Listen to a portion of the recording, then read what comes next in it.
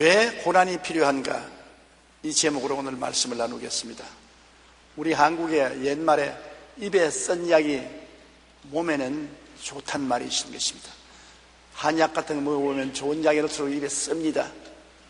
그러나 입에는 써도 몸에는 병을 치료하고 건강을 가져오는 귀한 약재인 것입니다.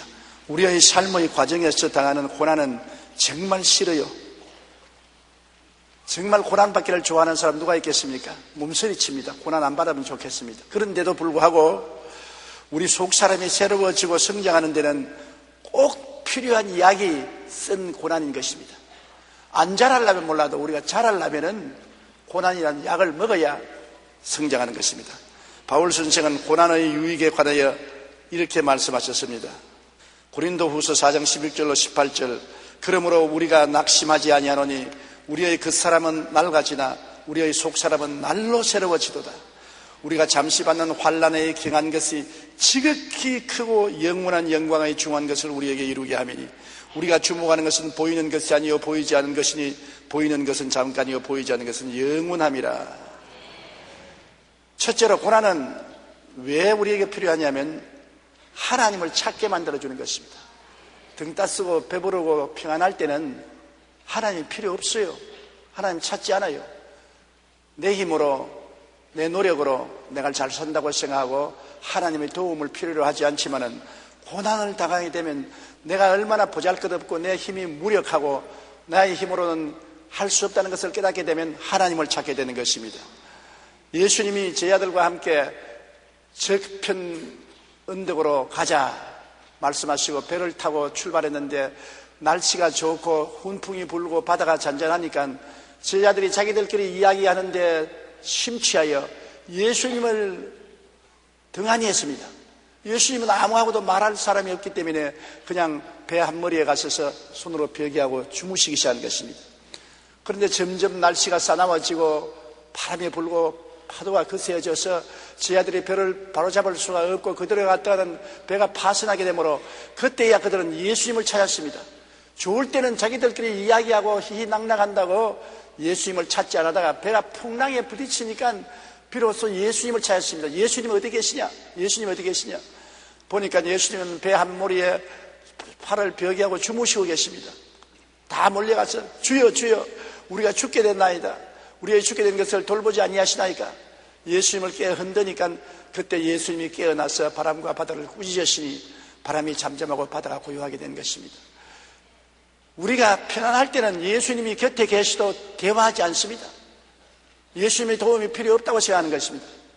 풍랑을 만나서 자기 힘으로 인생을 도저히 항해할 수 없을 때는 예수님이 어디 계신가? 새벽 기도를 나오고 철야 기도를 하고 기도원에 가서 금식하면서 주여 주여 우리가 죽게 됐나이다. 우리의 죽는 것을 그대로 내버려 두나이까 간절히 부르짖고 찾게 되는 것입니다. 우리가 주님을 찾으면 주님이 잠을 깨사 우리를 돌보시는 것입니다.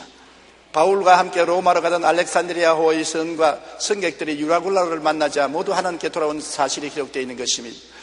바울이 죄수가 되어서 손이 묶이고 차고에 발이 채여서 성객들과 함께 알렉산드리아호를 타고 로마로 갑니다. 그런데 그들이 가는 도중에 큰 풍랑을 만났습니다. 해와 달과 별이 보이지 않고 파도가 얼마나 거센지 살 희망도 잊어버렸었습니다.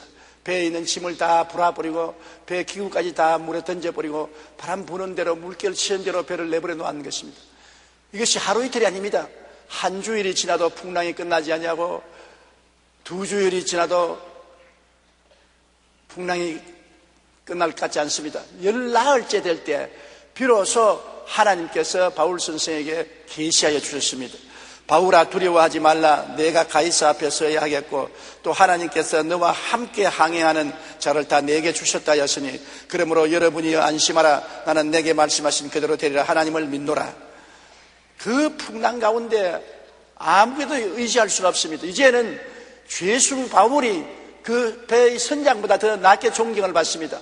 군인들도 선원들도 성객들도 하나님과 교통하는 바울의 입만 바라봅니다.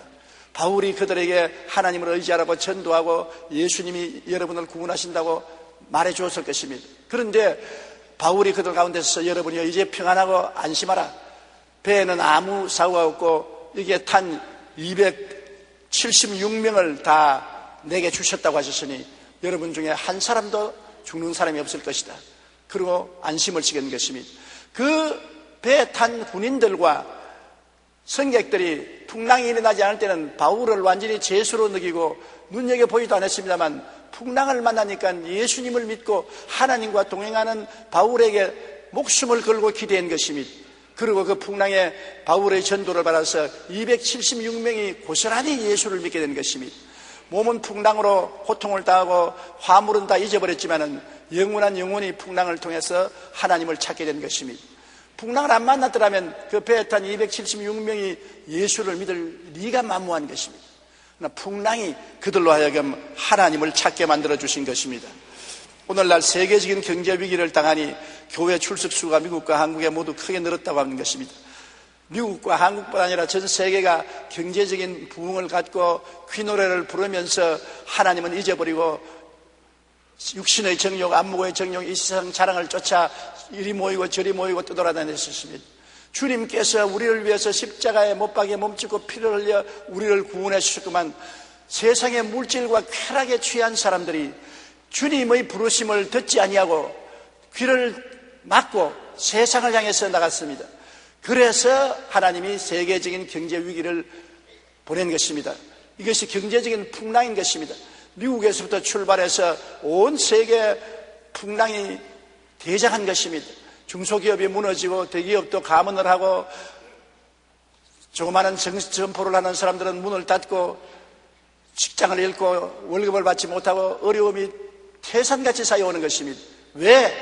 하나님을 잊어버렸으니까 당연히 당할 절망인 것입니다. 제자들이 예수님을 주무시게 하고 나자 풍랑이 온 것처럼 오늘날 이 세계는 경제적인 부흥을 구가하며 주님을 잊어버렸기 때문에 큰 풍랑이 다가온 것입니다. 이제 이 세상의 풍랑에서 살아날 길은 주님을 깨우시는 도리밖에 없는 것입니다. 주여 주여 우리가 죽게 됐나이다. 우리를 살려주셔서 주님을 깨우쳐야 되는 것입니다. 호세아 5장 15절로 6장 1절에 보면 그들이 그 죄를 뉘우치고 내 얼굴을 구하기까지 내가 내 곳으로 돌아가리라. 그들이 고난받을 때 나를 간절히 구하리라. 오라 우리가 야훼께로 돌아가자. 야훼께서 우리를 찢으셨으나 도로 낫게 하실 것이요 우리를 치셨으나 싸매어 주실 것입니다. 여기 보십시오.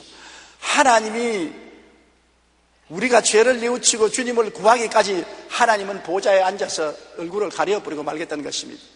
그러나 고난받을 때 하나님을 간절히 찾고 구할 것이니 그때 주님께서 돌봐줄 것이라는 것입니다. 하나님께서 우리를 찢었으나 도로 낫게 하실 것이요 우리를 치셨으나 싸매어 주실 것입니다. 우리를 주님께서 찢으시는 것은 회개하기 위한 것이요 치시는 것은 주님께로 돌아오게 하기 위해서 그렇게 한 것입니다. 그러므로 오늘날 우리가 당하는 이 환난과 고난이 우리로 하여금 하나님을 찾게 만드는 기회라는 것을 알아야 되는 것입니다. 그렇기 때문에 미국에도 교회마다 꽉꽉 들어찬대요. 앉을 자리가 없대요. 옛날에 하나님을 멀리하던 사람들이 경제적인 풍랑을 만나서 큰 고난을 당하며 사람 힘으로 해결하지 못하니까 천지와 만물을 지으신 하나님께로 돌아오는 것입니다. 우리 한국도 교인수가 줄어들더니 요사이는 교인수가 각 교회마다 바짝 늘고 새벽기도 수요가 많아지고 철야기도 수가 많아진다고 합니다. 기도원마다 입처 여지가 없습니다.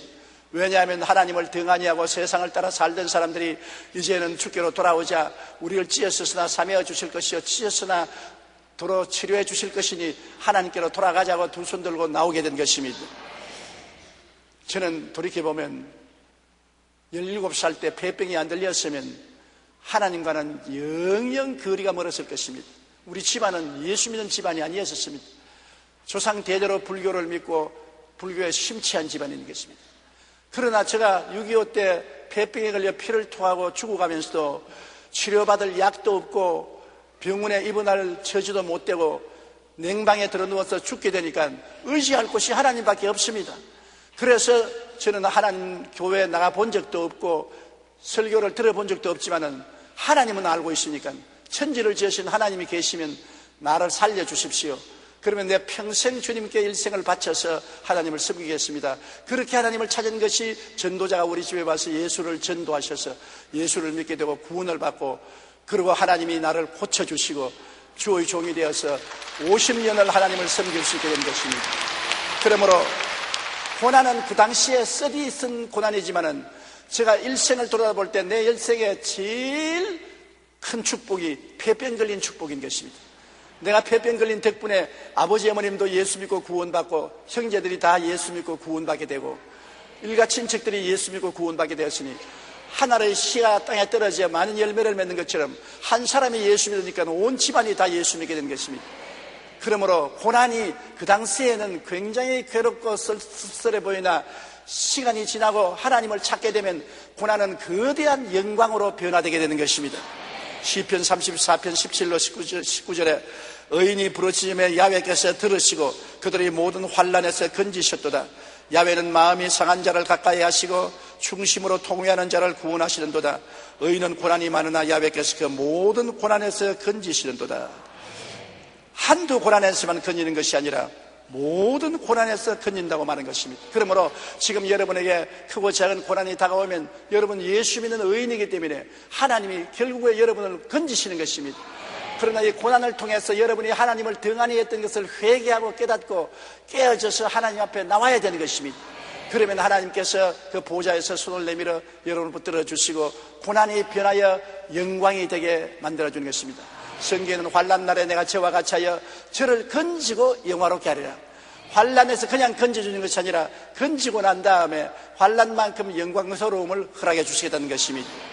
둘째로 고난은 회개와 변화를 가져오는 것입니다. 속사람에 무관심하던 사람이 고난을 받으면 속사람이 살아나기 시작하는 것입니다. 그 사람, 즉 육신의 삶만 찾아오던 사람이 고난당하면 육신이 아무 힘이 없지 않습니까?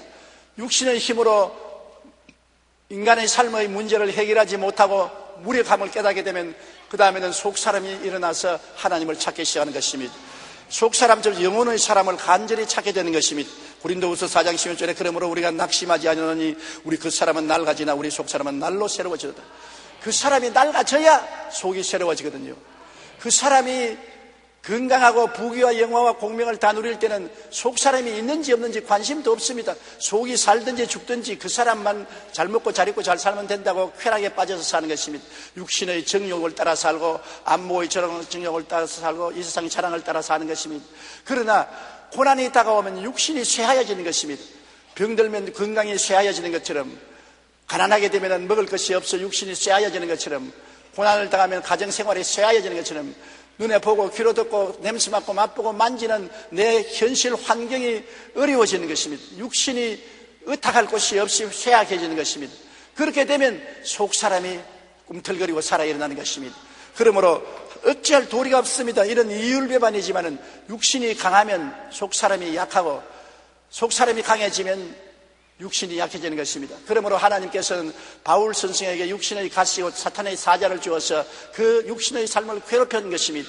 바울이 3번이나 그 육신의 가시를 옮겨달라고 하니까 하나님께서 말씀하시기를 바울아, 내가 약할 때 내가 강하다고 말했던 것입니다. 그러므로 바울은 오히려 자기 약한 것을 자랑하노니 하나님의 능력이 자기와 함께 하려 함이라고 하는 것입니다. 우리가 약해질 때 속사람이 강해집니다. 약해질 때 우리가 성경을 읽게 되고, 약해질 때 주님께 기도하게 되고, 약해질 때 열심히 교회에 나오게 되는 것입니다. 강할 때는 교회에 나오지 않고 친구들하고 놀러가고 술집에 나가고 혹은 쇼핑을 가고 영화관에 가고 노래방에 가고 그러다가 고난되면 술집도 쇼핑도 노래방도 다 눈에 들어오지 않습니다. 육체가 고난당해서 가시에 찔리고 약해지면 하나님을 찾아 나가게 되는 것입니다. 선부여 어지없소서 손들고 옵니다. 주 나를 박대하시면 내 어디 가리까 하는 간절한 회개를 하게 되는 것입니다. 세상과 정욕을 쫓아가던 사람이 회개하고 하나님의 뜻을 찾는 데는 고난밖에 더 좋은 일이 없습니다. 고난이 없을 때는 하나님의 뜻을 찾지 않고 자기 뜻대로 사는 것입니다. 하나님이여 내 뜻대로 해 주시옵소서. 내가 가고 싶은 대로 따라오시고 오고 싶은 대로 따라오소서. 그러다가 고난이 다가오면 아버지의 내 뜻대로 마옵시고 주의 뜻대로 하여 주시옵소서. 살든지 죽든지 흥하든지 망하든지 성하든지 쇠하든지 주님을 앙망하오니 주여 주님 뜻대로 나를 이끌어달라는 기도를 하게 되는 것입니다. 베드로전서 4장 2절에 그 후로는 다시 사람의 정욕을 따르지 않고 하나님의 뜻을 따라 육체의 남은 때를 살게 하려 하심이라. 정욕을 따라 살면 반드시 지옥에 떨어지고 멸망할 것이기 때문에 정욕을 따라 살지 아니하고 하나님의 뜻을 따라 육체의 남은 때를 살게 하기 위해서는 정욕을 죽이는 고난을 보내는 것입니다. 고난이 와서 고통을 줄 때 육신의 정욕이 죽고 속사람이 살아나는 것입니다. 고린도후서 4장 17절의 말씀처럼 우리가 잠시 받는 환난에 경한 것이, 환난은 경하게 받는데 지극히 크고 영원한 영광의 중한 것을 우리에게 이루한다. 겨자씨만한 고난이 산만한 영광을 갖다 준다는 것입니다. 우리가 지금 이 세상에 당하는 겨자씨만한 고난이라고 생각하지만은 그것이 가져오는 영광은 지극히 크고 영원한 영광의 중한 것을 우리에게 이루어지는 것이니 얼마나 놀랍습니까? 보이는 세계만 쫓던 삶이 보이지 않는 영원한 세계를 찾게 되는 것은 바로 고난의 역사로서 그렇게 되는 것입니다. 이렇기 때문에 고난은 우리를 영광을 이루게 하는 씨앗이 된다는 것을 알아야 되는 것입니다. 우리가 불평하고 원망하고 탄식합니다. 고난을 피하고 싶어하는 것입니다. 그러나 결국 고난은 우리 주 예수 그리스도를 찾게 만들어서 큰 영광을 누리게 하는 것입니다.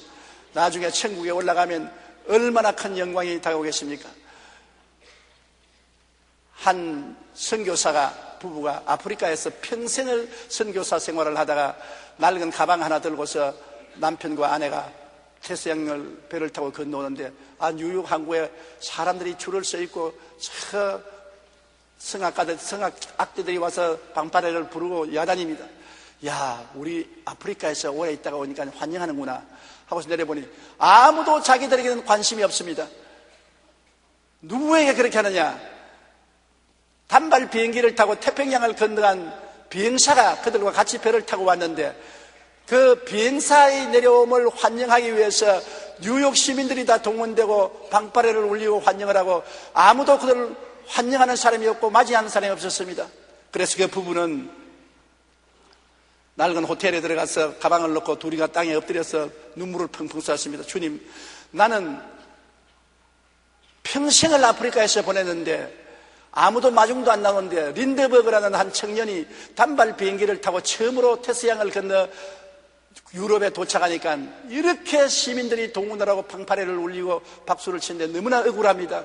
너무나 억울합니다. 그러니까 하나님께서 말하기는 이 사람아, 린드버그는 고향에 돌아왔지만 너는 아직 고향에 안 돌아왔지 않느냐?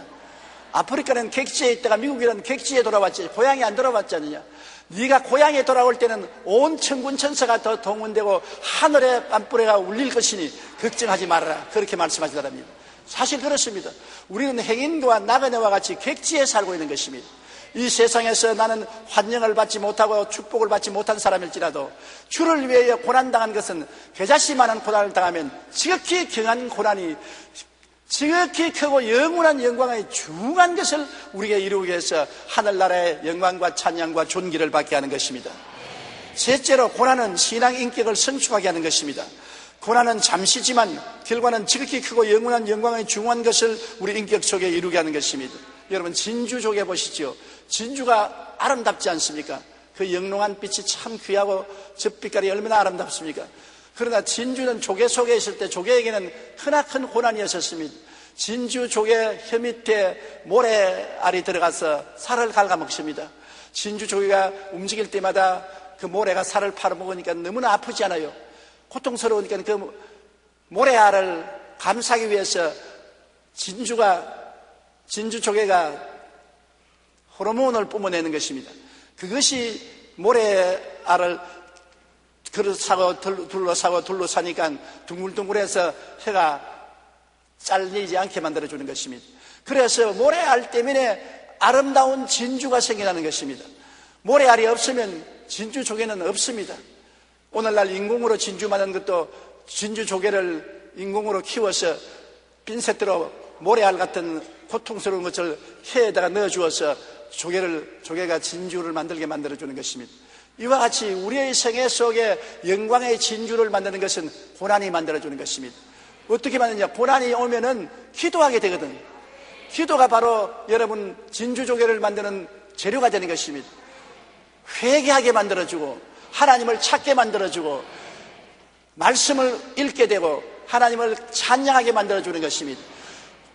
누구를 불구하고 평안할 때 기도하지 않습니다. 저도 그래요. 평안하면 기도하지 않아요. 고통스러우면 고통스러울수록 더 주님을 간절히 찾고 더 주님의 이름을 부르고 말씀을 읽고 하나님께 영광을 돌리고 찬양을 하는 것입니다. 그것이 우리 영혼의 진주를 만들어주는 것입니다.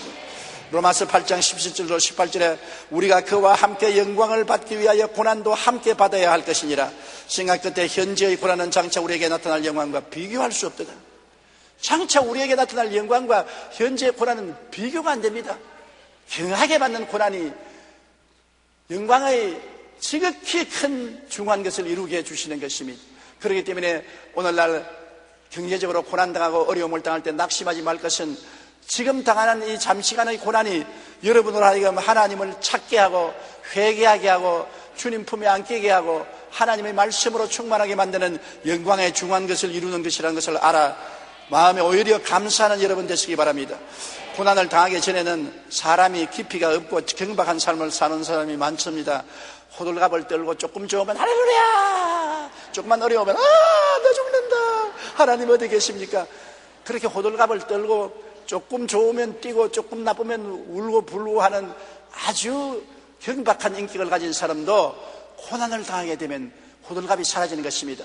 깊이 생각하고 오래 참고 자기의 영혼 속을 살펴보게 되는 것입니다. 고난이 우리로 하여금 신중한 크리스찬이 되게 만들어주는 것입니다. 인내력이 있는 것이 크리스찬 중에 제일 중요한 것입니다. 오래 참는 것. 좋을 때도 너무 좋아하지 말고 나쁠 때도 너무 나쁘게 생각하지 말고 항상 마음속에 잔잔한 기쁨과 소망과 사랑을 가지고 있어야 되는 것인데, 그것은 고난을 통해서 인내가 생겨지는 것입니다. 운동가들이 이렇게 자꾸 운동에 압박을 주고 고난을 주는 것입니다. 아령을 들고 무거운 열기를 드는 것은 근육을 만들기 위한 것입니다. 우리 근육에 고난을 주면은 근육이 점점 강해지는 것입니다. 노인들이 운동을 하지 않기 때문에 일었으면 다리가 덜덜 떨리고 물건을 잡아도 손이 덜덜 떨리는 것은 운동을 안 하기 때문에 근육이 생겨나지 않습니다. 운동이란 다리에도 긴장을 주고 고난을 주고 팔에도 긴장을 주고 고난을 주기 때문에 그것을 이겨내기 위해서 근육이 생겨나는 것입니다. 그렇기 때문에 고난은 우리의 인격적인 근육인 인내심을 갖다 주는 것입니다. 야고보서 1장 3절로 4절에 이는 너희의 믿음의 시련이 인내를 만들어내는 줄 너희가 알미라. 인내를 온전히 이루라. 이는 너희로 온전하고 구비하여 조금도 부족함이 없게 하렴이라. 우리의 신앙생활에 인내가 있어야 온전하게 되는 것입니다. 인내가 없으면 온전하게 안 되는 것입니다. 좀 잘 살게 되면 11조도 필요 없다, 교회도 나갈 필요 없다. 좀 못 살게 되면 아이고 살아야지, 그래서 11조도 내고, 이렇게 변화무쌍하면 안 되는 것입니다. 사람이 끊임없이 좋을 때나 구절 때나, 날이 좋을 때나 맑을 때나 구절 때나 비 올 때나 변함없이 해야 되는 것입니다. 하나님은 이 변함없는 사람을 기뻐하시고 즐거워하시는 것입니다. 그러기 위해서는 시련이 인내를 만들어내는 것입니다. 여러분이 당하는 여러 가지 시련을 온전히 기쁘게 느낄 것은 시련이 여러분이 하나님 앞에 온전한 상을 받을 수 있는 인내를 만들어내기 때문인 것입니다. 환난은 인내를 만들고, 인내는 연단을 만들고, 연단은 소망을 이루게 되는 것입니다. 자기 중심으로 살던 삶이 고난당할 때 이웃 사람을 위하여 헌신하게 되는 것입니다. 자기가 고난당함으로 고난당하는 사람을 알게 되는 것입니다. 우리 한국 속담에 과부가 과부 사정한다고, 과부가 안 되면 과부의 외로움과 고통스러움을 모르는 것입니다. 자기가 병들어 봐야 병든 사람들의 고통과 괴로움과 슬픔을 알게 되는 것입니다. 많은 사람이 제게 말을 해요. 왜 꾸준히 병자 위해서 기도하느냐? 제가 말합니다. 나는 폐병에 걸려서 고통을 당하고 그 이후에도 육신의 연약으로 수없이 고통당하고 괴로움을 당했기 때문에 병자의 사정을 안다. 병이 들면 얼마나 고통스럽고 괴롭고 슬픈지 말로 다 할 수 없다. 그들에게 조금이라도 도움이 되어야 될 것이 아니냐. 마귀는 종종 와서 나보고 말합니다. 야, 이 사람아, 너 믿음도 시원찮은 놈이 누구를 위해서 기도한다고 야단이냐? 너 기도해봤자 완전하지 않았기 때문에 너 기도는 안 들어준다. 그럴 때마다 내가 본 장면이 기억이 나는데, 장애인의 집에 가니까 전신장애가 된 사람이 엎드려서 수족을 못 쓰고 고개만 까딱까딱 하는데, 또 반신장애가 된 장애인이 손을 덜덜 떨면서 밥을 떠먹이는 것입니다. 나는 그 장면을 보고 감동 느꼈습니다. 자기도 장애인이 되어서 하체 마비가 되어서 팔을 잘 못 쓰면서 전신마비가 된 사람을 밥을 떠먹이는 것을 보고 장애인도 장애인을 도울 수 있구나.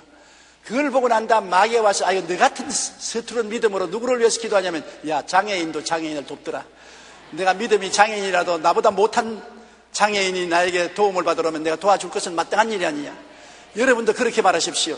마귀에 와서 아니 네 같은 믿음으로 뭘 하느냐. 네가 무슨 구역장이냐. 네가 무슨 지역장이냐. 네가 무슨 전도를 하냐. 아이고 웃긴다. 그러면 마귀야 장애인도 장애인을 돕더라. 내가 믿음이 장애인이라도 나보다 못한 장애인을 도울 권리가 있고 의무가 있다. 자기가 장애인이 되어봐야 다른 사람의 장애인이 얼마나 슬프고 고달픈 것을 알고 도우려고 하는 것처럼 고난을 받아봐야 고난당하는 사람을 불쌍히 여기고 함께 고난을 걸머져 주려고 동정을 하는 것입니다. 마태복음 25장 35절로 36절에 주님께서 나중에 구원받은 사람들을 향해서 말하기를 내가 줄일 때 너희가 먹을 것을 주었고 목마를 때 마시게 하였고 나그네 되었을 때 영접하였고 헐벗을 때 옷을 입혔고 병들었을 때 돌아보았노라. 여인들이 말했습니다. 언제 주님이 내가 먹게 했으며 목마를 때 마시게 했으며 언제 주님이 나그네 되었을 때 내가 영접했고 헐벗었을 때 옷을 입혔고 병들었을 때 돌봐주었나니까. 너 이웃에 있는 지극히 적은 자에게 한 것이 곧 내게 한 것이라 말하는 것입니다. 우리 이웃에 고통당하는 사람하고 고통을 나누고 함께 도와주는 것이 예수님을 도와주는 것과 같다고 주님은 상급을 주시는 것입니다. 그러므로 내가 고난당하면 이웃의 고난에 동참하게 되는 것입니다. 내가 줄여봐야 배고픈 사람의 사정을 알고 배고픈 사람을 도와줄 수가 있는 것입니다. 내가 목마를 때야 남에게 물 한 그릇이라도 나누려고 하는 것입니다. 내가 나그네 되었을 때 집 없이 방황하는 사람들의 슬픈 사연을 알고 도와주려고 하는 것입니다. 내가 헐벗었을 때 옷이 없어 벌벌 떠는 사람을 이해하게 되고 그들에게 옷을 나누어 입게 되는 것입니다. 내가 병들어 봐야 남의 병든 사람을 알고 병상에 찾아가서 위로하고 격려하고 힘을 주는 것입니다. 그러므로 자기 중심으로 살던 삶이 이웃과 고난당하는 사람을 위하여 헌신하게 되는 것은 우리도 고난당해 봐야 깨닫게 되는 것입니다. 그리고 고난이 있어야 살아계신 하나님을 체험하게 되는 것입니다. 어두움이 있어야 빛이 얼마나 좋은 것을 알게 되는 것입니다. 풍랑이 있어야 조용한 바다가 얼마나 좋은 것을 알게 되는 것입니다. 폭풍우가 있어야 조용한 날이 얼마나 좋은 것을 알 수 있는 것처럼 고난이 있어야 하나님이 장장한 축복을 주시는 것을 알게 되는 것입니다. 에레미야 29장 12절로 13절에 너희가 내게 부르짖으며 내게 와서 기도하면 내가 너희들의 기도를 들을 것이요 너희가 온 마음으로 나를 구하면 나를 찾을 것이요 나를 만나리라고 말한 것입니다. 보십시오. 하나님을 만날 수 있는 것은 우리가 고난을 당해서 기도하고 부르짖어야 되는 것입니다. 평안할 때는 하나님을 체험하지 못하지요. 왜? 부르짖을 것이 없으니까. 병이 달아봐야 병 고치는 하나님을 체험하고 배가 고파봐야 먹을 것을 주시는 하나님을 체험하고 슬퍼봐야 기쁨을 주는 하나님을 체험하게 되는 것입니다. 언제나 역설적인 것입니다. 그러므로 마귀가 와서 우리를 도적질하고 죽이고 멸망시키는 일을 해봐야 주님이 오시면 생명을 주되 풍성해 주는 것을 깨달아 알 수 있게 되는 것입니다. 살아계신 하나님을 체험하기 위해서는 많은 시험과 환난을 통해야 되는 것입니다. 주의 종이 되기 위해서는 많은 시련과 환난을 하나님이 통하게 하는 것입니다. 그래서 살아계신 하나님을 여러 면에서 체험하고 난 다음에 체험에 입각한 확실한 신념을 가지고 복음을 전하라고 말씀하시는 것입니다. 그렇기 때문에 여러분에게 여러 가지 시험과 환난이 다가오는 것은 여러분으로 하여금 하나님을 체험하게 만들려고 그래 하는 것입니다. 머릿속에 하나님이 아니라 온 몸과 삶으로 하나님을 체험한 여러분이 되게 만들어주는 것입니다.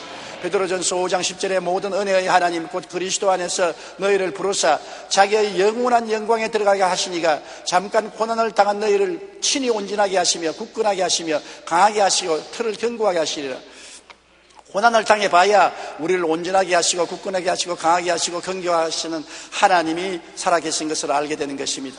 넷째로 고난은 새로운 축복을 받기 위한 준비 과정인 것입니다. 그릇이 있어야 무엇을 담을 수 있습니다. 고난이 우리를 큰 그릇으로 만들어주는 것입니다. 고난 받기 전에는 그릇이 조그만합니다. 그러나 이 그릇을 깨뜨려서 늘려야 큰 복을 받을 수 있는 것입니다. 축복받기 전에 고난이 와야 우리 그릇을 크게 만들어줄 수 있는 것입니다.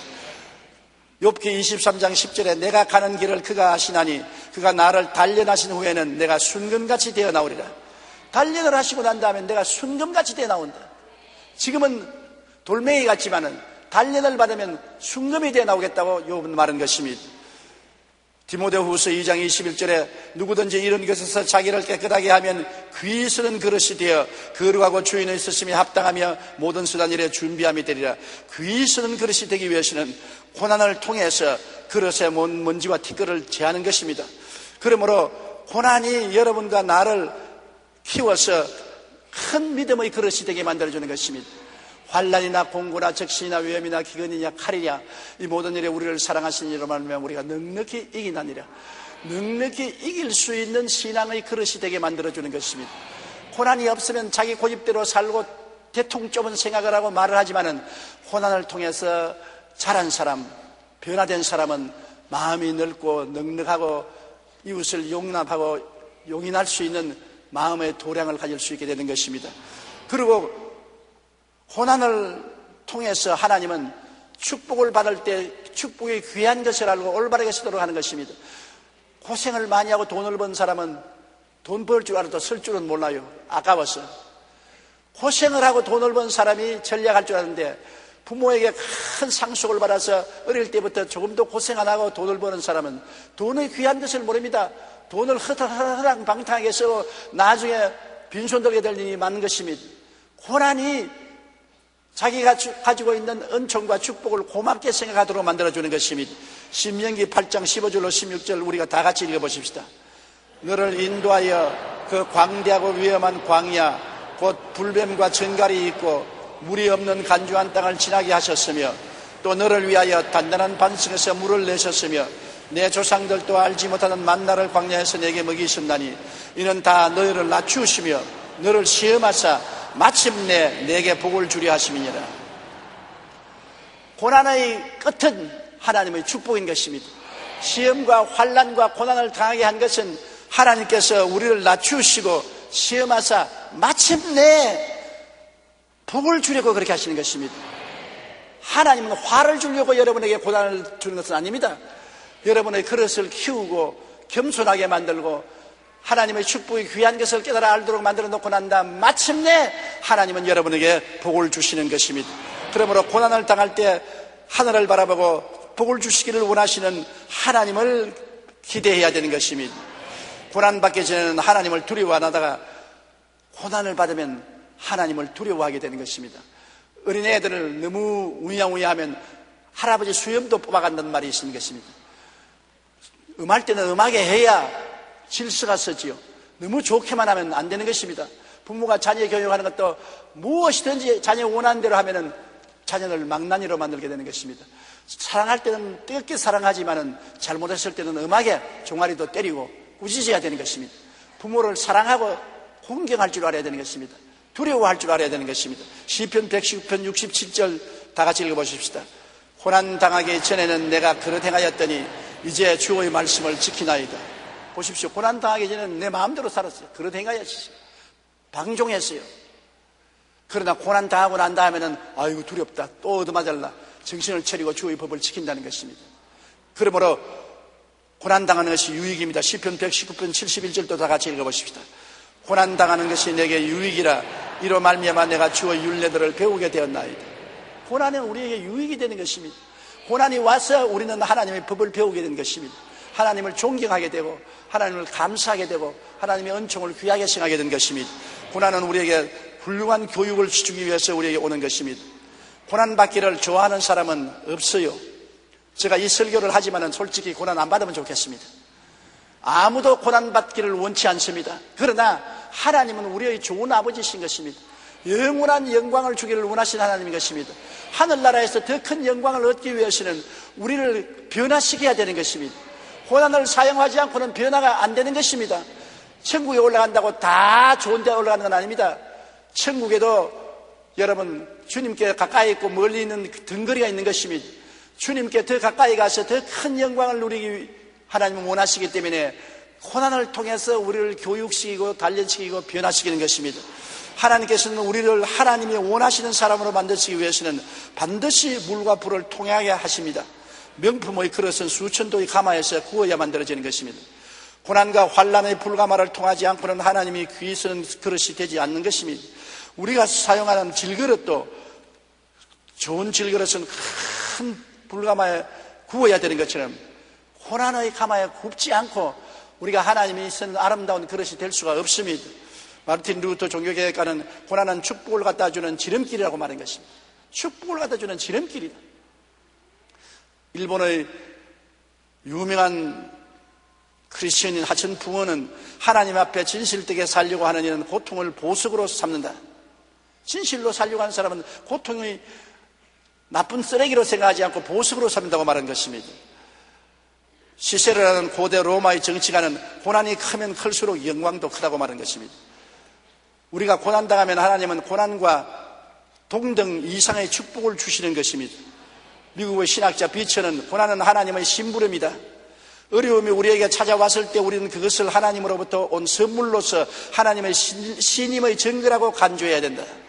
하나님이 나를 사랑하고 신임하기 때문에 어려움을 주어서 나를 더 빛나게 만들어 주시려고 한다는 것입니다. 고난이 다가올 때 우리는 중도에서 믿음을 포기하고 낙심하고 뒤로 물러가고 원망하고 단식하고 깨져서는 안 됩니다. 끝까지 주님을 바라보고 영광의 귀한 것이 다가올 것을 기대하고 믿음으로 견뎌야 되는 것입니다. 하루도 견디고 이틀도 견디고 사흘도 견뎌야 되는 것입니다. 아브라함을 닮아야 되는 것입니다. 85세에 아들 달라고 기도하는데 하나님이 아들을 주겠다고 하시는데 아들을 주신 것이 아니라 무려 15년 동안 고난만 다가왔던 것입니다. 85세에 주겠다는 아들을 90세에도 안 주고 95세에도 안 주고 100살이 되어서 이제 희망이 없을 때 그때 하나님이 아브라함에게 사라를 통해서 아들을 주신 이상인 것입니다. 하나님이 시간이 오래 걸리면 더 큰 복을 주시기 위해서 준비하는 것입니다. 조그만 고난에 제깍 응답이 오면은 그것은 선물도 적은 선물인 것입니다. 흠직한 선물을 주려면은 고난이 오래 끌고 지긋지긋하고 몸서리가 난다고 할 정도로 하나님이 우리를 연단하셔서 아주 즐기고 건강하고 튼튼한 신앙의 인격을 만들어서 우리에게 복을 주시는 것입니다. 그러므로 여러분 우리 세계뿐 아니라 우리 한국에 오늘날 경제적인 큰 유라굴로의 풍랑이 다가와서 개인 가게나 생활이 굉장히 어렵습니다. 이 어려움을 통해서 하나님은 우리가 하나님을 찾기를 기대하고 있는 것입니다. 돌이켜 하나님을 찾고 우리 죄를 회개하고 주님을 마음속에 받아들이며 우리 인격이 변화되어 내 중심에서 하나님 중심이 되고 하나님의 영광을 위해서 사는 우리들이 되기를 원하시는 것입니다. 이 기간을 우리가 인내와 믿음으로 견뎌내면 다음에는 이 환난과 고난 이상 큰 축복이 우리 개인 가정 생활 자녀 사회 국가에 다가오게 되는 것입니다. 고난은 혼자 왔다가 혼자 지나가는 법이 없습니다. 하나님을 믿는 사람에게는 고난은 축복을 등에 걸머쥐고 와서 먼저 들어오나 나중에는 축복을 불어넣고 나가는 것입니다. 그러므로 고난받는 사람은 오히려 고난을 기쁘게 느끼고 환영하시기 바랍니다. 원망 불평 탄식하지 말게 되시기를 주의 이름으로 축원합니다. 우리 기도드리겠습니다. 전능하신 우리 아버지 하나님, 우리가 이 땅에 사는 동안에 하나님께서 여러 가지 고난을 보내는 것은 우리를 변화시키게 하나님 백성으로 훌륭한 인격자가 되기 위해서 돌보신다는 것을 알고 깨달았습니다. 하나님 아버지여, 고난이 좋은 사람은 아무도 없습니다. 그러나 진리를 깨달은 사람은 고난이 자기를 죽이려 온 것이 아니라 자기를 변화시켜서 하나님의 영광의 중요한 것을 이루려고 왔다는 것을 알고 고난을 쫓아내지 말고 받아들여서 변화시키게 도와주시옵소서. 하나님의 기적이 고난을 참는 모든 성도들에게 나타날 것을 믿게 하여 주시옵소서. 예수님 이름으로 기도드립니다. 아멘.